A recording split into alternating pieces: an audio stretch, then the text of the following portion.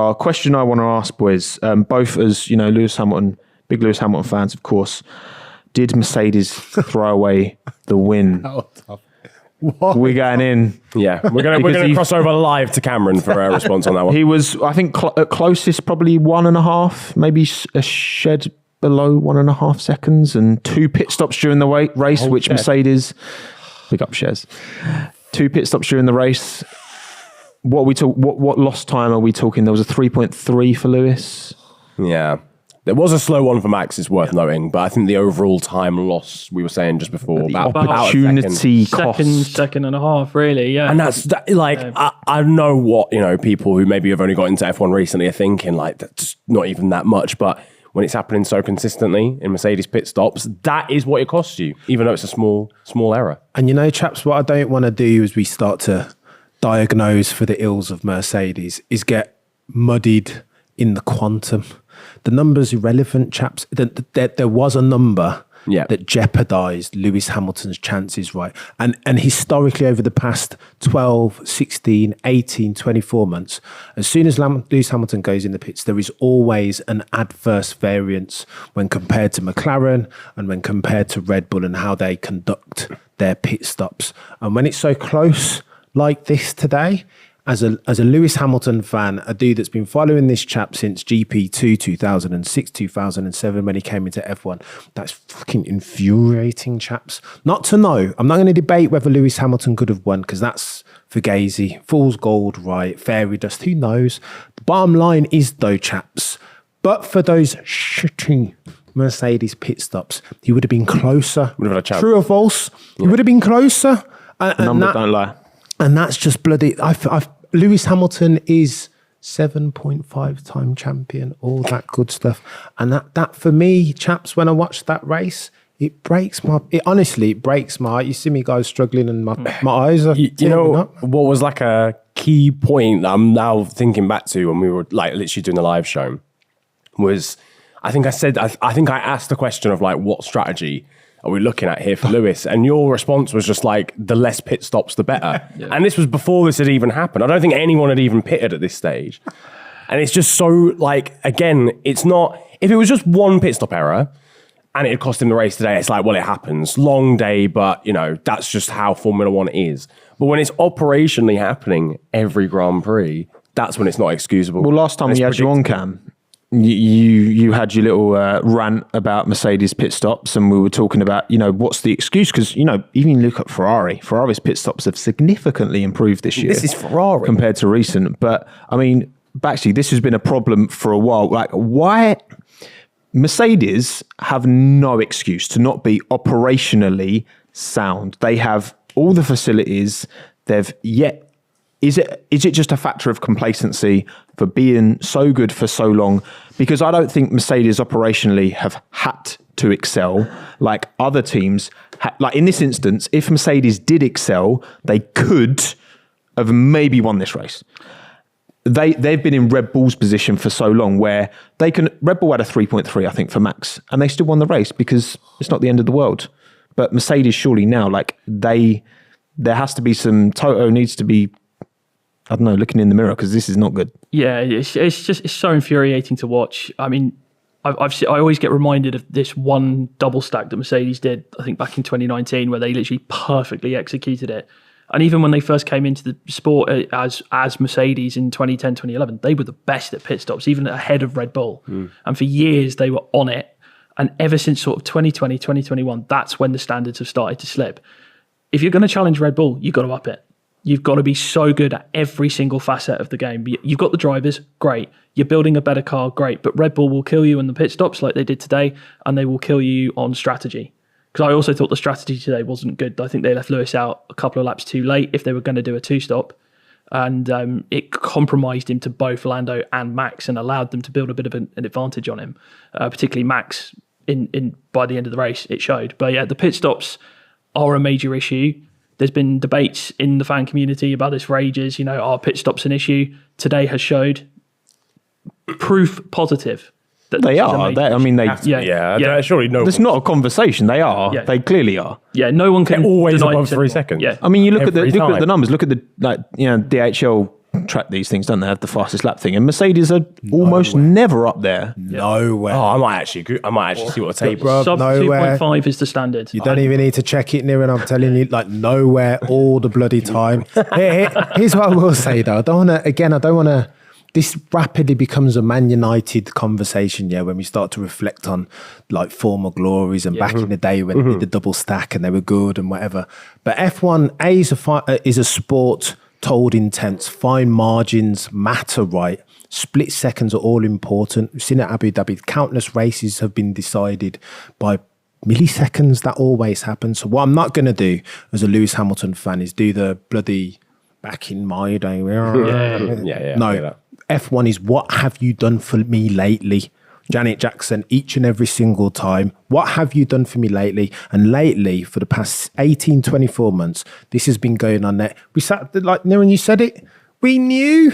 Put my mortgage and my wife and my son on the table. We knew that those Mercedes pit stops were going to be SH1T. That's why I'm telling you, I don't want the less time they spend in there, the better. Yeah. Because you just know they're going to drop the ball again and again and again. And it's not, I don't want to do the AFTV troops thing and smash them every time because they're a brilliant team, 8-time constructors, all that good stuff. But my worry is there are bigger fires to fight. If framing the conversation as far as 24, which I know we're going to get onto, and F1 fans around the world want there to be more competition. We don't want one team and one driver dominating the sport. It's not good for anyone, for viewing figures. Not good for any sport. It's not good, bruv. So with that in mind, Mercedes need to pull their finger out. They have bigger fires to fight than just the noddy bloody pit stops. My worry, Tommo, Niran and Baxter, is if they can't sort out the pit stops,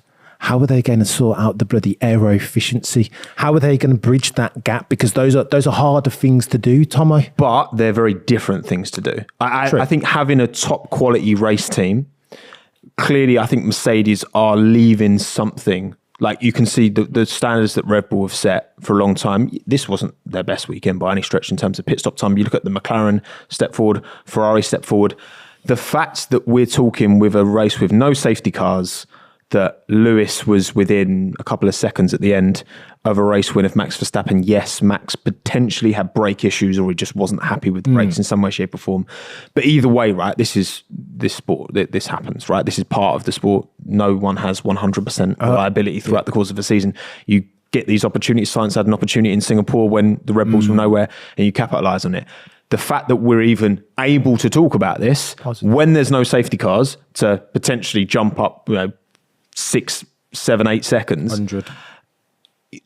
That should be credited to Mercedes that they are at least making some. I mean, I predicted Hamilton race win, which was a stretch, but I mean, it wasn't. You were second and a half away. No, and I was very much like that's only going to happen if Max is starting sixth, and he still came through to win. Let's not beat around the bush. This was still a victory from sixth to first from Max Verstappen, which is significant. But surely, Baxter, the race, the engineering side, you've got Allison's back in the team, like. The race team might need a bit of work, but from an engineering point of view, Mercedes, we've seen how much Aston Martin have struggled to develop their car throughout the season, but that's Mercedes' thing. They are known for being good at developing a car mid-season. Yeah, absolutely. That's the big positive to take from this weekend is the new floor has worked.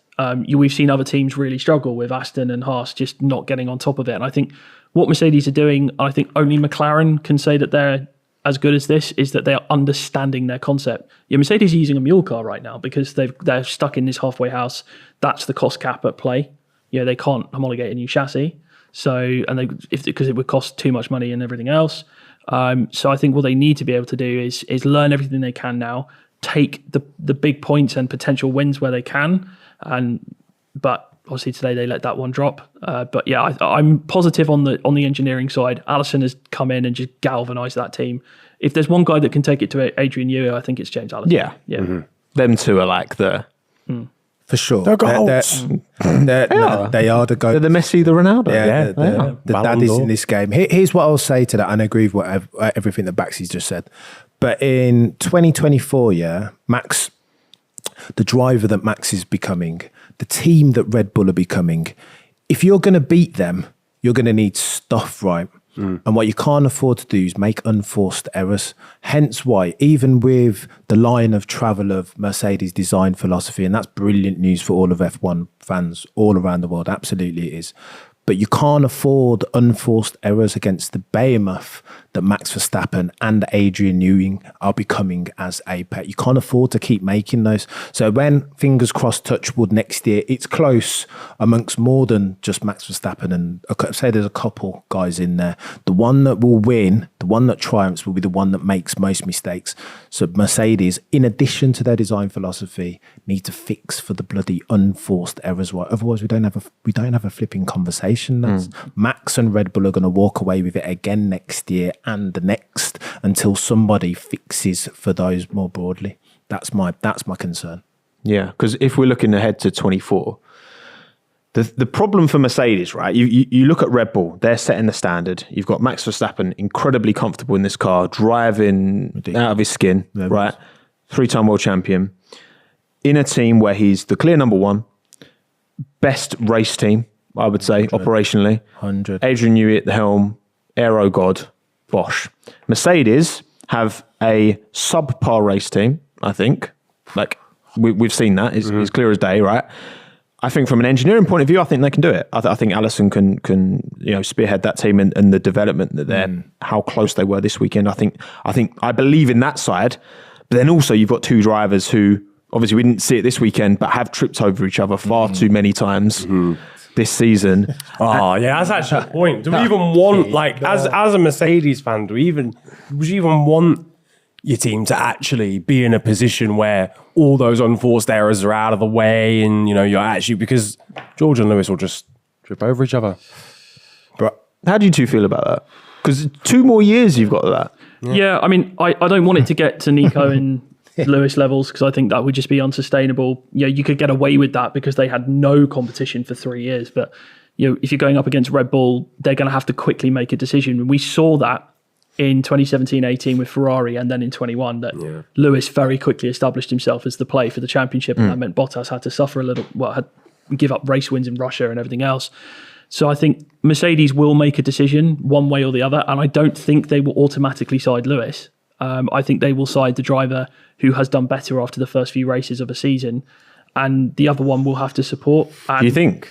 And that's chaos, Baxter. Well, I mean, that's the Mercedes philosophy. Yeah, no, it is, but I just don't think that will work with either driver. That's chaos, Baxter. Yeah, I think, Lewis would probably It is what they will do. It is what they'll do. Lewis will probably, you'd think, would be the better driver. He's showing this season now that they've got a more solidified concept. He's starting to get on top of it a lot more. He's kind of getting back to the Lewis we saw sort of 2020, 2021, that kind of competitive monster that he is. And George is struggling a bit now because I think the pressure of being Lewis's teammate is starting to not get to him altogether, but he's just feeling it a little bit more than he has done previously. Last year was a free hit for him because the car was so bad. Whereas this year now he's expected to deliver. He's a race winner. That comes with a different pressure. Yeah. Tommo, you know what? You spoke to it, and I think this loops the circle very nicely. You spoke to it earlier about Mercedes' inability to adapt to their new ranking as far as them not being the most dominant team that they were with the W11 all through 2014 to 2020, right? And I think what we're talking about now is a symptom of that. There is a way that you can afford to move as a dominant team. You can afford to make a 3.5 second pit stop because ultimately that will be of no consequence because your W11 is far down the road. The only person that's going to beat Lewis Hamilton is Valtteri Bottas in the bloody other car. But now it's not that. You guys remember Red Bull. They played, even in 2021, right, when they had equal-ish machinery, their ability to know when to play a joker, to pull off a rogue strategy because there was no downside, right? Their ability to identify those circumstances and just play the joker without hesitation, whether that's strategically or engineering wise, was unparalleled. But they understood their portion. They got the assignment as far as where they were in the grid and the critical path analysis that was requisite to getting their victory. Mercedes don't do that. They're still moving like this is 2014, bruv, and it's not. You need to move differently and understand that the game has changed. Yeah. And there's a different, in order to get the W, there's a different set of CPAs, right? There's a different set of steps. lest they understand that, they're never ever going to defeat this Red Bull team. And that's my concern. Yeah, that would be their Achilles heel because Red Bull are delivering in every way. That's the thing. There's not like a clear and obvious weakness outside of the. All right, Max had issues. Like you have to expect a degree, but there's not a consistent. Like every type of track, they're quick. Singapore, that happens. Like that's happened to Mercedes in the past where they've struggled at Singapore. It's just one track, and it's just certain, perfect storm. It's one of them. So it is going to take a lot. But again, as long as it's close in 24. Will Max win in 24? Probably. Like everything seems to be aligned in that direction. But as long as we get more races like we had today, Max still won, and you know what? I'm happy with that. I mean,